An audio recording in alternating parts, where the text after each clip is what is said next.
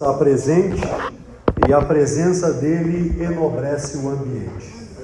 Eu gostaria de, nesse mesmo nome, o nome de Jesus, convidar você a abrir a sua Bíblia no profeta Amós, no capítulo de número 4, o versículo de número 12. Abra sua Bíblia em Amós, capítulo 4, versículo de número 12. E leiamos com satisfação para nossa alegria. Graças a Deus. Profeta Amós, capítulo 4, versículo de número 12.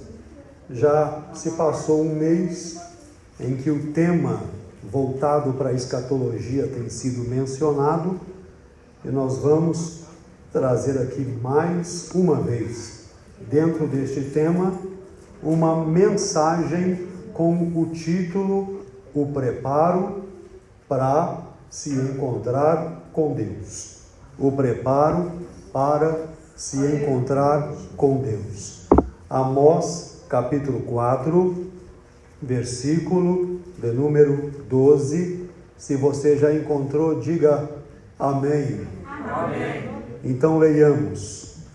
Amós 4, 12 diz: Porquanto assim te farei, ó Israel, e porque isso te farei, prepara-te, ó Israel, para te encontrares com o teu Deus.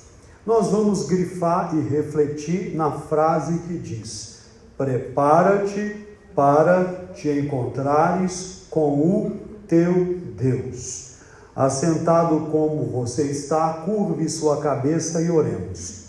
Maravilhoso Deus, glorioso Jesus, Pai eternal, agradecidos estamos pelo privilégio, alto privilégio, de estarmos na sua casa, de lermos a sua palavra, de nos prontificarmos a ouvir a tua voz, porque sabemos que a tua voz é linda, a tua voz é maravilhosa, a tua voz é lâmpada para o nosso pé, é luz para o nosso caminho, é pão para o sustento da nossa alma, é água para o nosso espírito sedento, é a vitamina para a nossa fé, porque a nossa fé, ela vem pelo ouvir, o ouvir da tua palavra.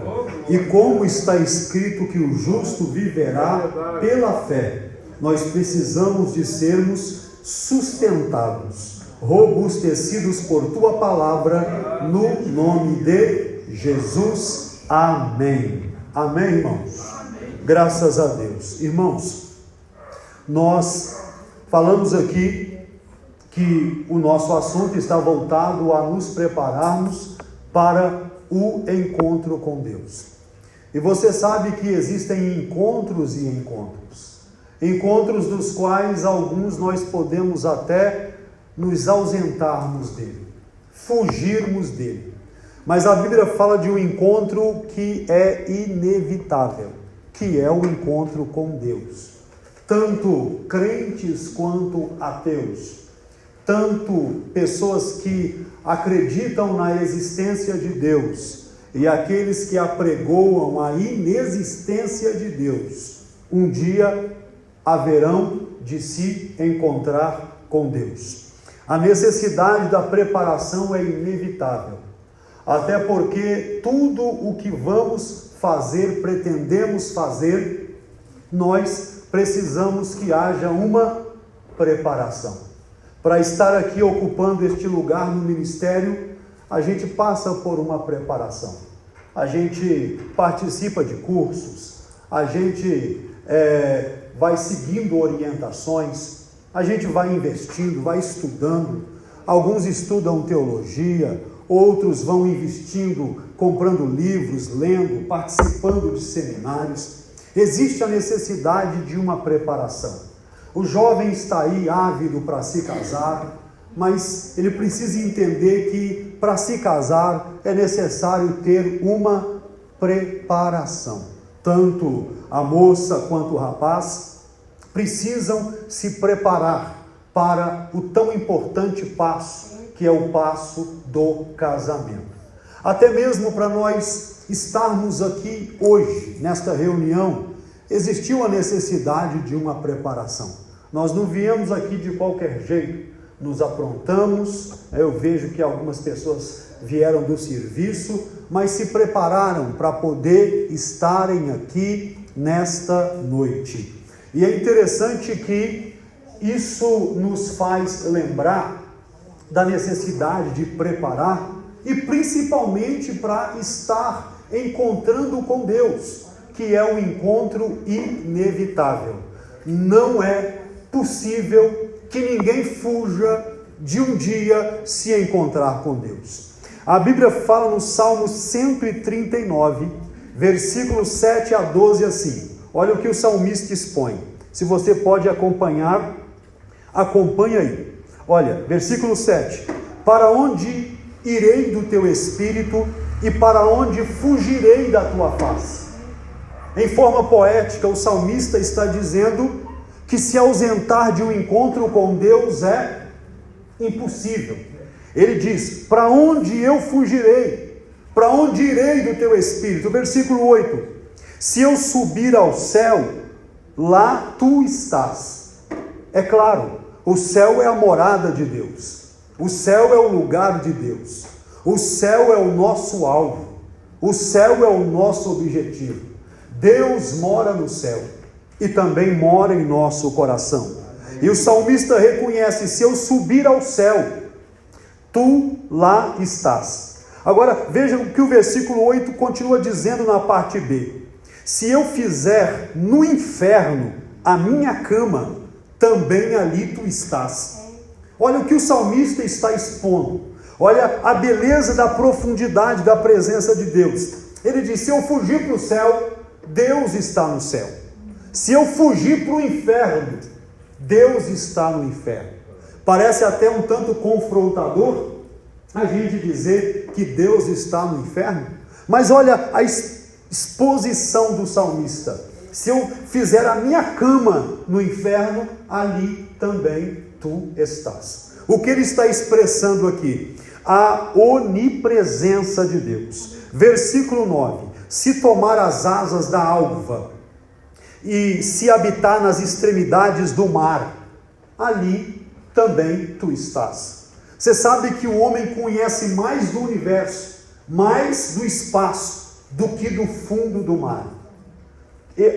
A ciência é unânime em afirmar que existe mais segredos no fundo do mar do que no próprio céu, do que na própria atmosfera. Mas o salmista está dizendo: se eu for lá para o meio do mar, para as extremidades do mar, para os abismos do mar, o Senhor ali também está. Versículo 10: até ali a sua mão me sustentará. Ele entende que tanto no inferno quanto no céu, ele expressa que tanto nas profundezas do mar, a mão de Deus está estendida para sustentar este adorador. Mas aqui nós temos uma exposição extraordinária de que é impossível fugir do encontro com Deus. Versículo 11: se disser, de certo que as trevas me esconderão, então a noite será na tua presença como a viva luz. Olha o versículo 12: nem ainda as trevas podem me esconder de ti, nem a noite, pois a noite diante de ti resplandece como o dia, e as trevas e a luz são para ti a mesma coisa. Isso não é extraordinário, irmãos? Para Deus não tem nada que seja oculto, que seja estranho, que possa esconder o homem. As trevas e a luz para ele tem a mesma visão, tem o mesmo alcance. Então o Salmo nos mostra que é inevitável, que é impossível fugir da presença de Deus. Teve um certo pensador, um italiano chamado César Borgia, que ele passou a sua vida pregando: Deus não existe. Ele passou a sua vida ensinando: Deus não existe. Mas quando ele foi acometido do câncer, que ele realmente ouviu dos médicos o fato de que ele realmente morreria com aquela doença, com aquela enfermidade, ele lavrou então seu último pedido. Ele disse: quando me sepultarem, eu quero que vocês coloquem na cova, de um lado 70 centímetros de concreto, do outro lado 70 centímetros de concreto, na cabeceira, no fundo e por cima 75 centímetros de concreto, e coloquem sobre o concreto uma chapa de aço com parafusos fortes enrolados numa corrente e num cadeado. E eles perguntaram: por quê? Será que ele está delirando? Ele disse assim: porque eu não quero me encontrar com Deus. Os seus seguidores, discípulos, perguntaram: mas o Senhor ficou a vida toda dizendo que Deus não existe. Por que tanto medo agora, às vésperas da morte? E ele disse assim: e se ele existir? E se ele existir mesmo? A verdade é que, mesmo com concretos e aço e corrente, é impossível o homem se ausentar de um dia se encontrar com Deus. Então, a recomendação do profeta Amós é muito clara: prepara-te para encontrar com o Senhor seu Deus. Rapidamente nós vamos dar alguns exemplos aqui, à luz da Bíblia, de pessoas que não pensaram nisso, que se prepararam para tudo, menos para se encontrar com Deus. Primeiro, profeta Daniel, capítulo 5, 1 a 15. Vou ler aqui, versículo 1. O rei Belsazar deu um grande banquete aos 1000 grandes senhores do seu reino e bebeu vinho na presença dos 1000.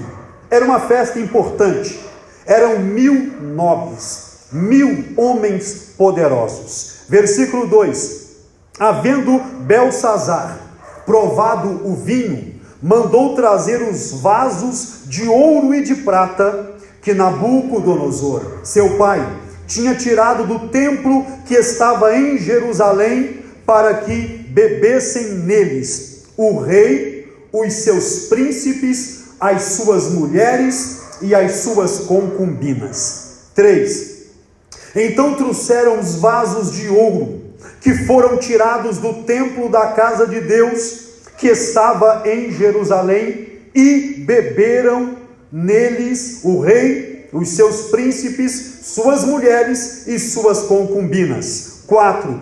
Beberam vinho e deram louvores aos seus deuses, de prata e de bronze e de ferro e de madeira e de pedra. 5. Na mesma hora apareceram uns dedos de mão de homem e escreviam defronte do castiçal, na caiadura da parede do palácio real, e o rei via a parte da mão que estava escrevendo. Atentai aqui para o versículo 5, que parece que só o rei que via a mão. Parece, o versículo 5 faz-nos entender que talvez só o rei é que via a mão escrevendo. Versículo 6: mudou-se então o semblante do rei, e os seus pensamentos turbaram. Isso quer dizer que ele não consegue entender. Isso quer dizer que ele não consegue ter uma ideia do que está acontecendo. Isso quer dizer que hoje chamaríamos de mistério. E o que é mistério? Mistério é aquilo que não tem explicação. Quando alguém explicou, deixou de ser mistério.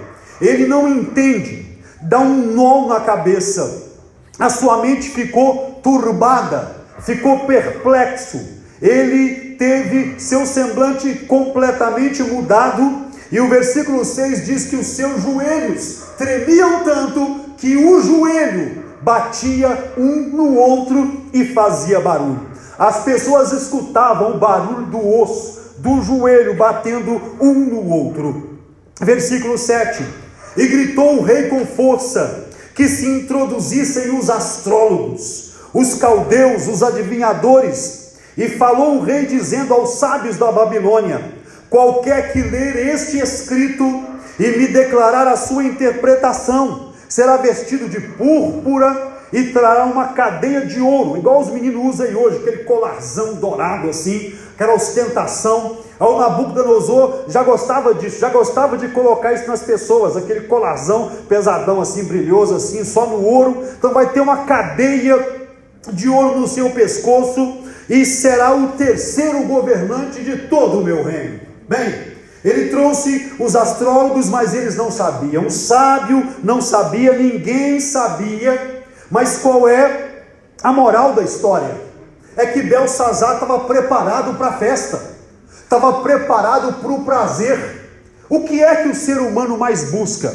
O ser humano, o cérebro humano, ele é programado para buscar duas coisas. Primeiro, a ausência da dor e a busca constante da satisfação ou do prazer. É dessa forma que o cérebro funciona. É isso que motiva as pessoas: ausentar-se da dor e a busca constante da satisfação e do prazer. Ele se preparou para ter prazer, se preparou para tudo, mas não se preparou para aquilo que é inevitável. A história diz que o Império Medo-Persa, já estava sitiando a Babilônia há 2 anos. Há 2 anos tinham um exército inteiro do lado de fora, sitiando aquela cidade da Babilônia. Mas a Babilônia era tão forte, tão pomposa, tão poderosa, que eles não estavam nem aí para os inimigos do lado de fora. Eles não estavam nem preocupados, estavam bebendo, banqueteando, festejando. Mas o problema não é eles banquetearem, apesar da orgia, apesar do pecado, apesar da bebedeira. O problema é eles quererem mexer com aquilo que é para uso exclusivo de Deus, que eram os vasos da casa de Deus, as taças da casa de Deus. Ele podia banquetear à vontade, mas quando decidiu mexer com as coisas de Deus, a situação ficou diferente. Deus nem precisou ir lá, só enviou a mão, só enviou o dedão. O nosso Deus é tão grandão que nem precisou ir na festa. Ele só estendeu o braço e a mão entrou na sala, perto do castiçal, e ele escreveu. Versículo 10. A rainha, por causa dos gritos, da palavra do rei, dos seus senhores, entrou na casa do banquete, respondendo: ó rei, vive para sempre. Não se perturbem os teus pensamentos, nem mude o teu semblante. 11. Há no teu reino um homem, no qual há o espírito dos deuses santos, e nos dias de seu pai achou nele luz e conhecimento, inteligência, sabedoria. E teu pai, o rei Nabucodonosor, sim, o constituiu como chefe dos magos, o chefe dos adivinhos, o chefe dos macumbeiros, dos feiticeiros, dos endemoniados. Ele era chefe de tudo. Ser chefe de crente já é difícil. Imagina ser chefe de endemoniado, de mago, de astrólogo. Ser líder de crente já é difícil. Agora imagina ser líder de pessoa encapetada, endiabrada, endemoniada. Que situação. Mas ele foi introduzido ali. Mas nós queremos trazer aqui à memória a seguinte revelação, de que Belsassar não estava preparado para encontrar com Deus. E quando Deus se manifestou, a mão de Deus se manifestou, escreveu na parede: Mene, Mene, Tekel e Parsim, que significa: dividiu Deus o teu reino e deu aos medos e persas. Os medos e persas estavam do lado de fora há 2 anos esperando. Eles não entravam porque Deus não tinha dado. Não conseguiam penetrar a fortaleza da Babilônia porque Deus não tinha dado. Mas o dia que Belsassar brincou com Deus, Deus falou assim: ó, vou tirar isso da sua mão, vou tirar esse poder da sua mão e vou dar aos medos e persas, porque Deus é quem dá. É Deus é quem tira, é Deus é quem levanta, é Deus é quem abate, o domínio é dele. dele, e o poder é dele, aleluia. Ele quis dar, ele deu. Então você vê aqui o exemplo de alguém que não está preparado para encontrar com Deus. E eu quero abrir um parênteses para lembrar que até para ser abençoado a gente tem que estar preparado. Até para ser abençoado a gente precisa estar preparado. Tem pessoas que a bênção bate na porta dele, mas não entra. Mas a bênção bateu, mas não entrou. Não entrou por quê? Porque existe a necessidade de estar preparado. Isso me faz lembrar de uma história de dois irmãos que saíram para pescar e desceram lá para aquela região de Três Marias e entraram no barquinho e foram lá para o meio da lagoa. E o primeiro irmão está pescando, o irmão sortudo pegou logo um peixão assim grandão, um tucunaré, e ele pegou o peixão, olhou assim o peixão, admirou, tirou uma trena do colete, mediu o peixe e devolveu o peixe para a água. Se o peixe pudesse cantar, ele cantaria uma canção de livramento. Ele foi livre, ele foi devolvido para a água. Aí, minutos depois, ele pegou um outro peixe grandão, uma curimba. A curimba é grande? É grande? Dá uns 10 quilos. Ele pegou um peixe grandão, a curimba, e ele olhou, admirou, alisou, fez carinho no peixe e devolveu para a água. Aí ele pegou o terceiro peixe, foi um peixinho pequeno assim, ele nem mediu. Ele já pegou aquele peixe, tirou ali do anzol e colocou no cesto para levar para casa. Aí o outro irmão ficou olhando, sem entender nada, até que ele pegou um quarto peixe, um peixe grandão assim, olhou, mediu, admirou, passou a mão no peixe, fez carinho no peixe, devolveu para a lagoa. Aí o irmão não aguentou, o irmão não tinha pegado nada, vendo aquilo não aguentou e perguntou: tem alguma coisa de errado com o senhor? Alguma coisa não está certa. O senhor pegou o peixão e soltou. Não era para o senhor soltar o pequeno? Solta o pequeno para ele crescer e retém o grande para a gente levar para casa. Aí o outro irmão, com um sorriso amarelo, foi e respondeu assim: eu soltei o grande porque a minha frigideira é pequenininha, então o grande não cabe na minha frigideira. Então você entende com essa ilustração o fato de que até para ser abençoado você tem que preparar uma frigideira maior. Você tem que preparar algo maior, um vaso maior, uma botija maior, dar um glória melhor, orar mais, preparar mais, para você ser abençoado. Então até para ser abençoado, a gente tem que estar preparado. Segundo exemplo que nós vamos tomar aqui, Lucas capítulo 12, versículo 16 ao versículo 21 diz assim: então lhes contou uma parábola.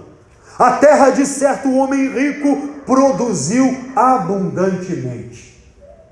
Não é glória a Deus, aleluia? Quem não quer uma colheita abundante?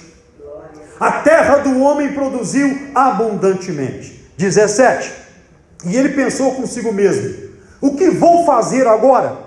Não tenho aonde armazenar a minha colheita. Está igual a história da frigideira. O que eu vou fazer agora?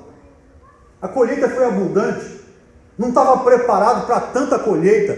O que eu vou fazer agora? Ele teve uma ideia. Versículo 18. Então disse: vou derrubar os meus celeiros e construir novos celeiros para eu colocar ali. Até aqui tudo bem. Até aqui tudo bem. Até aqui tudo certinho. Quem é que não deve se preparar para ter bênçãos maiores? Quem é que não deve construir galpões maiores para mais colheitas, para ser abundantemente abençoado? Até aqui tudo bem. Mas olha o versículo 19.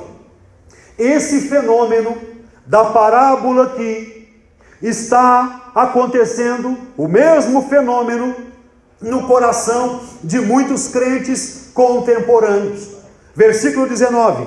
Então direi a mim mesmo, você tem grande quantidade de bens, armazenados para muitos anos. Descansa-te, alegra-te e folga-te. O problema está aqui. O problema não está na abundância. O Problema não está em ser rico ou ser pobre. Problema não está em ter um carrão e um carrinho antigo. O problema não está na conta bancária, no limite do cartão de crédito. Isso não é o problema. O problema não é isso. A gente às vezes quer somar e dizer que o ter é que é ruim, e é bem ao contrário. O não ter é que é ruim. Mas o problema está no versículo 19. É você se esquecer de Deus. Se esquecer de que tudo nessa vida é transitório. Se esquecer de que tudo nessa vida é passageiro. E sobretudo se esquecer de que se Deus coloca alguma coisa na sua mão, tem um propósito. E qual o propósito você acha que existe se Deus aqui no Primavera quiser tornar alguém milionário? Por exemplo, você acha que tem algum propósito nisso?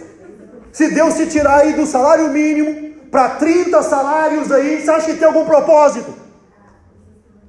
Você acha que Deus vai fazer isso só para poder polir o seu ego? Ou você acha que tem algum propósito nisso?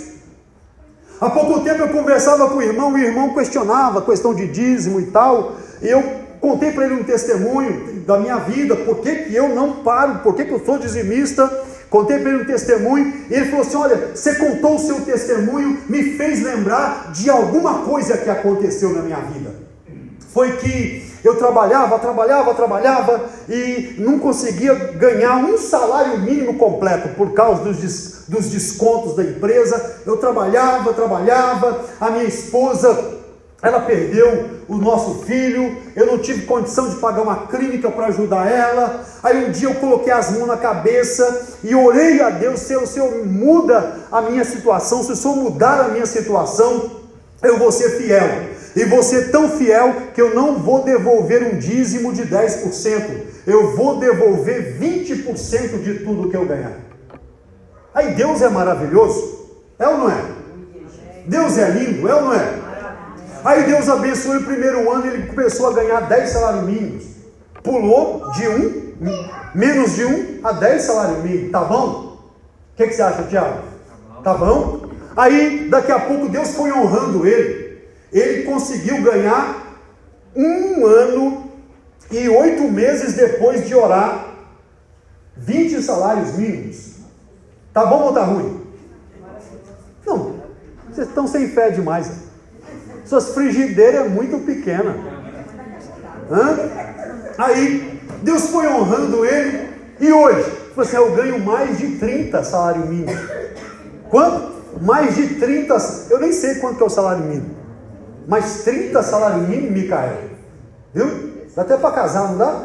30 salário mínimo, eu nem sei. Aí ele falou assim: não, é porque eu conversei com a irmãzinha de cabeça branca. A irmãzinha falou assim: não, meu filho, você não precisa disso não, isso é a lei, e tal.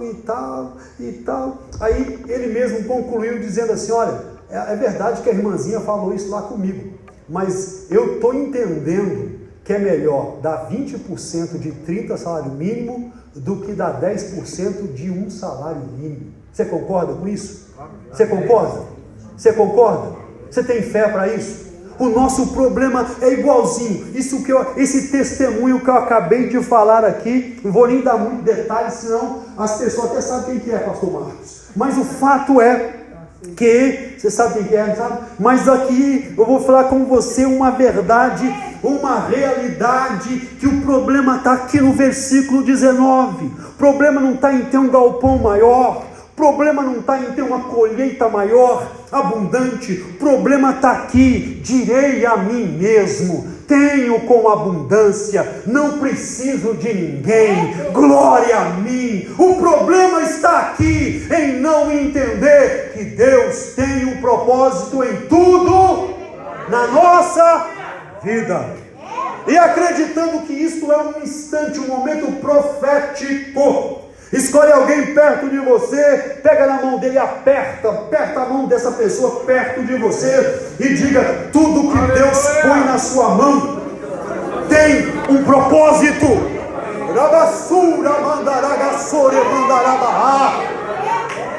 Tudo que Deus colocar na sua mão tem um propósito.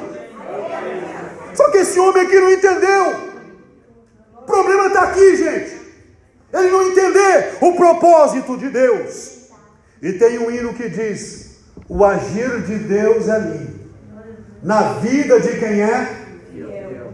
Já pensou se o hino dissesse: o agir de Deus é lindo na vida de quem é infiel? O hino diz isso? Diz que é lindo na vida de quem é? Porque o fiel é grato, porque o fiel entende o propósito, porque o fiel recebe a bênção da multiplicação, porque o fiel ajuda, porque o fiel estende a mão, e Deus continua abrindo a porta para o fiel. Vale a pena ser fiel.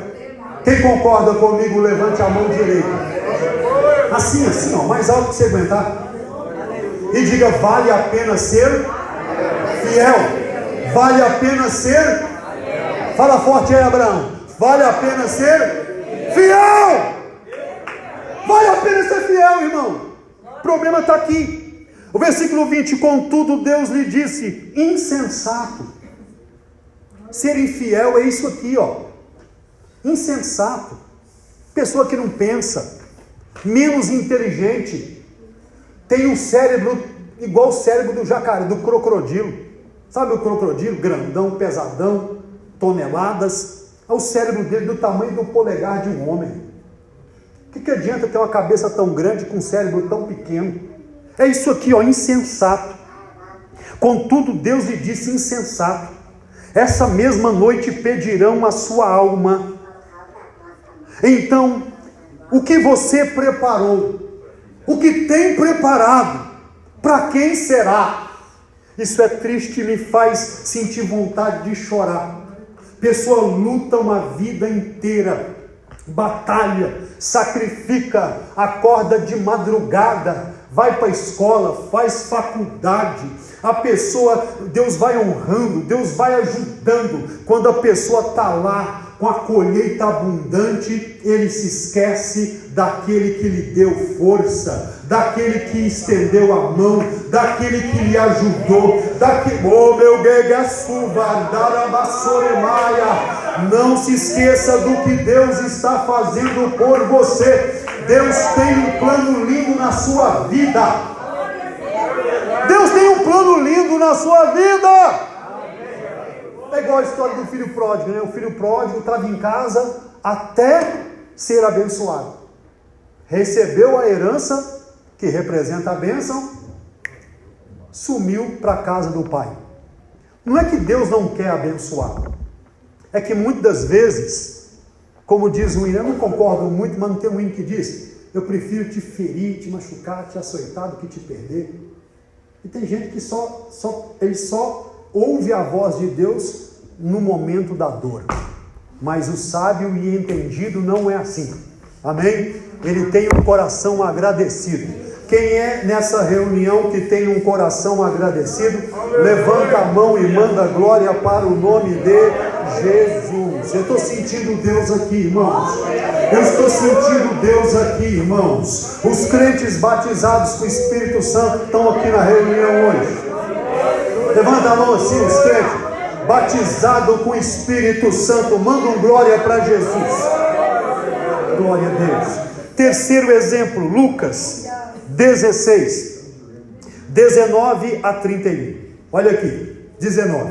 Ora, havia um homem rico, problema nenhum, vestia-se de púrpura e de linho finíssimo, e vivia todos os dias regalada e esplendidamente. 20.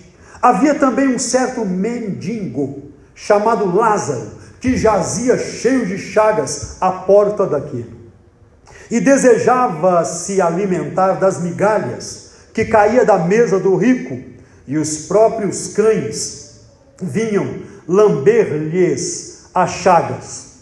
E aconteceu que o mendigo morreu. Versículo 22. Olha que frase bonita aqui, a parte B do versículo 22. E foi levado pelos anjos ao seio de Abraão. A parte C. E morreu também o rico e foi sepultado. Olha que diferença. Morreu aqui o homem pobre, o Lázaro, e foi levado pelos anjos para o seio de Abraão. Então tem um anjo preparado para poder conduzir ele até o lugar do gozo, o lugar da vitória, o lugar das delícias. Morreu o rico e foi sepultado. Versículo de número 23. E no inferno, a palavra inferno vem do latim, né? Inferiore, que significa qualquer lugar que é embaixo, tá? É mais ou menos esse tipo de ilustração aqui. Eu estou em cima, eu estou embaixo. Inferior, lugares baixos. Então, a ideia que se tem aqui de inferno é isso, lugar baixo. Versículo 24. E clamando disse: Pai Abraão, tem misericórdia de mim. O que você vê aqui? O homem morreu, foi sepultado, mas tem conhecimento. Ele olhou para Abraão e viu que era Abraão. Ele não está assim como alma penada. Quem é você? De onde estou? O que estou fazendo aqui? Quem sou eu? De onde vim e para onde vou? Não, ele tem consciência. Ele vê Abraão e diz: Pai Abraão. Ele chama Abraão de Pai Abraão porque certamente ele é alguém que é da linhagem dos judeus, porque Abraão é pai de todos os judeus e pai de todos aqueles que creem. Então ele está dizendo: Pai Abraão, tem misericórdia de mim e manda a Lázaro. Olha a ostentação dele, manda a Lázaro. Até no inferno o miserável é orgulhoso e quer mandar nos outros. Até no inferno o sujeito está dando ordem no outro, subestimando, humilhando, fazendo bullying. Manda o Abraão ir lá molhar o dedo para trazer água para mim aqui. Aí, porque estou atormentado em chamas. Atormentado. Qual que é a ideia que se tem de atormentado? É que ele tem sentidos ativos. Ele sente dor. Estou atormentado. Ele tem emoção, intelecto e vontade. Estou atormentado. Isso quer dizer que a vida após a morte é uma vida consciente. Até parece paradoxal, né? Como diriam os professores de filosofia, porque a vida após a morte, não é? É uma vida de tormento. Ele está dizendo aqui que está sentindo, aliás, ele está dizendo que sente tormento. Ele tem sentidos aqui. Ele sabe quem é Abraão. Versículo 25. Disse, porém, Abraão. Abraão também tem voz. Abraão também tem vontade. E Abraão diz aqui, olha aqui. Disse Abraão: filho, lembra-te que recebestes os teus bens nessa vida. Traduzindo, ele se preparou para essa vida, mas não se preparou para a eternidade.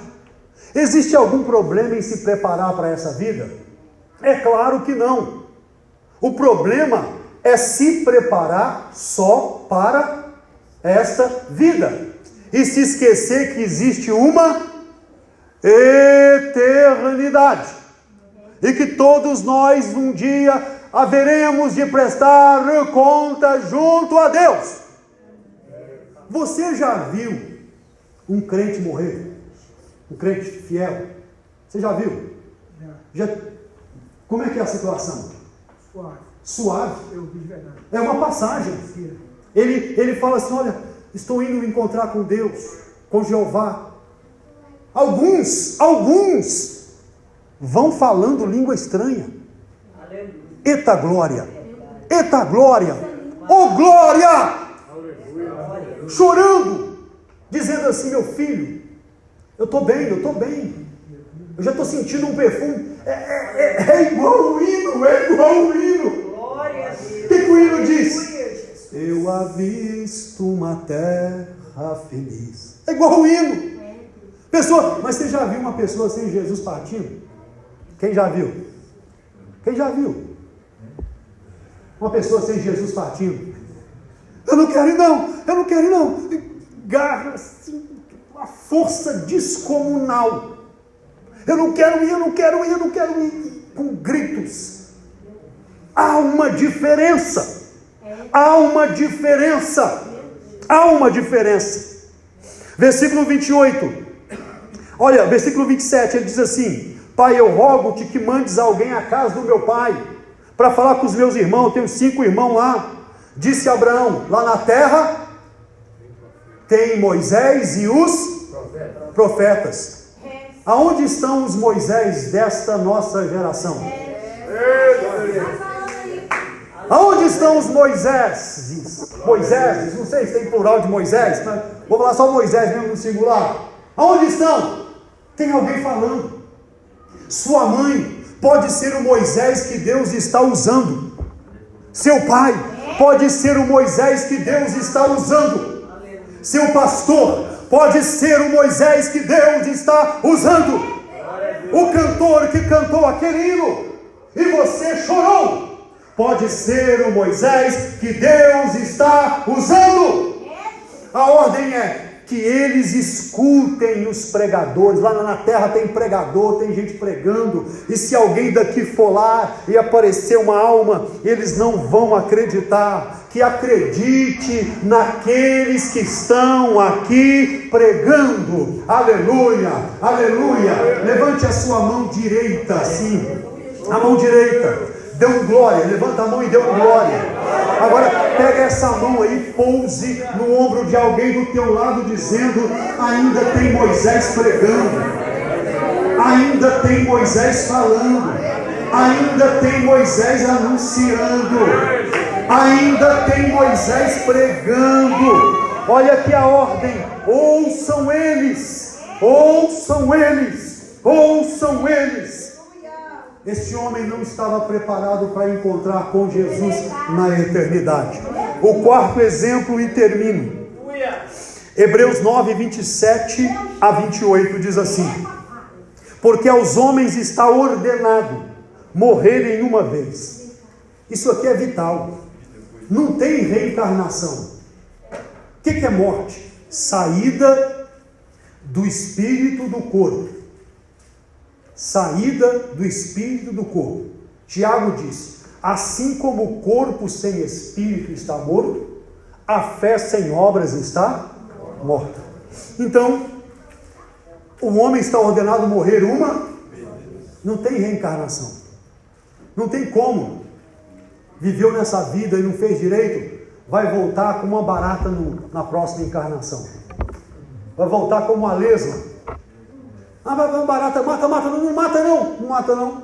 Pois talvez ela foi sua avó. Na geração anterior. Ao homem está ordenado morrer uma vez, vindo depois disso o juízo. O juízo é para quem, gente? Para quem se preparou ou para quem não se preparou? Vindo depois disso o juízo. 28. Assim também Cristo, oferecendo-se uma única vez para tirar os nossos pecados, aparecerá a segunda vez sem pecado aos que esperam a tão grande salvação. Aqui estão as 5 palavras mais importantes da Bíblia. A primeira palavra mais importante da Bíblia é o homem, a coroa da criação.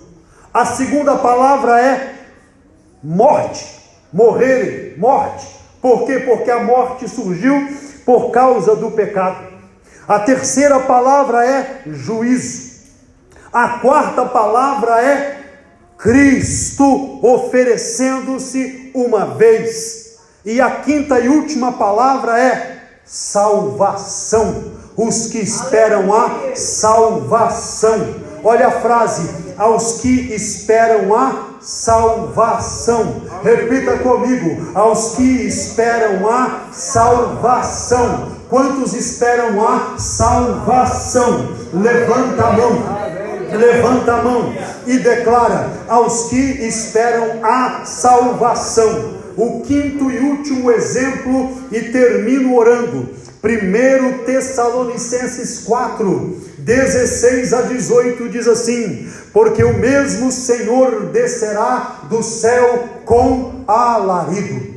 Amém? O alarido. Aleluia. Com voz de arcanjo. Alarido é para a igreja.